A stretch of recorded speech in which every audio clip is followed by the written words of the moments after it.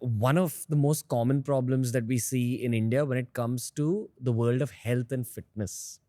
One of the most common problems from this world is what people call weight loss, which in truth is fat loss. Yeah. Whenever we're doing any fitness-based episode, everyone actually just wants to hear Sure. some nuggets about fat loss. Now, I've been creating content for almost 10 years. And what I've figured is that with people who are struggling to lose weight, they usually know the theoretical stuff, but they're not able to beat their own cravings for Yeah. cake or soda or, you know, all the things that we Sure. know are not good for one's health. So I would love for you to give a positive affirmation or a sentence related to the ability to kind of discipline your own mind. Yeah. Well, first of all, do not use that word loss. All pain is linked to the word loss. I mean, if you close your eyes, there's nothing good that you could lose. You can lose your mind. You can lose your job. You can lose your passport. You can lose your phone. You can lose your health. So if you ask the brain what's good to lose, it'll go nothing. There's nothing good you can lose. It doesn't go, oh, there's one good thing. Wait. So the brain is very clear, all loss is bad and all gain. After what do you gain? You gain a diploma, you gain a scholarship, you gain wealth, you gain. So the gain is good and loss is bad. And the brain is very literal. Gain is good, loss is bad. So if you closed your eyes, close them now and think of the word loss. Just, I'm going to say loss, losing, loser. I want you to think of, tell me what comes into it as I say the word loss, losing, and loser. Loss, losing, loser. What do you think of? A sad face. If I said shedding, what would you think of? Shed, shedding, shed. Freedom. And if I said dropping, what would you think of? Lightness. And if I said reducing, what would you think of? Reduce, reduced, reducing. Self-doubt. Okay. So the word loss is a painful word. So one of the things is don't talk about losing. It's I'm dropping weight, I'm shedding a few pounds, I'm discarding 5 pounds, but don't say loss because whatever you lose, you want to, you know, people who say, oh, my football team lost again, but they'll win next year. People go loser, or they go, you know, we lost that client and it was a terrible thing, but we're going to get them back. So we're wired not only to hate loss, but to try and get back everything we think we've lost. People in jail or people at school say they can't lose face.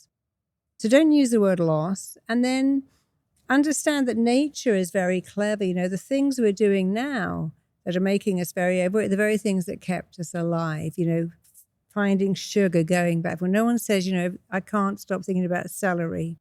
But if you have some ice cream in your fridge, you'll go back for more because in primitive times, if you found honey or mangoes, you go back for more because it was rare.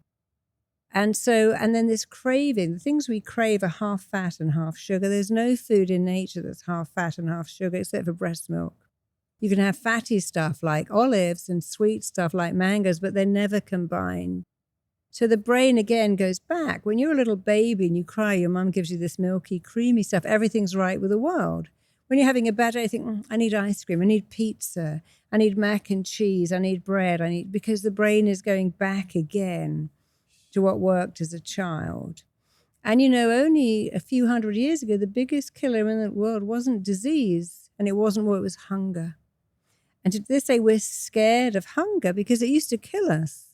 And so when you're hungry, you think, okay, I'm hungry, but I'm not going to eat anything because I want to lose weight. After a while, you're just not eating everything. So if you feel hungry, you should eat and go, okay, I'm hungry. I need to eat a little bit, but I don't need to eat a lot. And so rather than get into this dieting mentality, because dieting has a 92% failure rate. I mean, there's more gyms, more health clubs, more calorie information than ever before in the world. And what else is there more of? More overweight people. So we know something. Oh, having the food calories written on the food and the gyms, it seems to be not working. So you have to go back, and what does work is to reconnect with your body, see your body as the most priceless, mind-boggling thing you'll ever own in the whole world, and decide, don't say, what do I want? Say, what does my body want? See, people go, oh, I should have the salad, but I want the fries.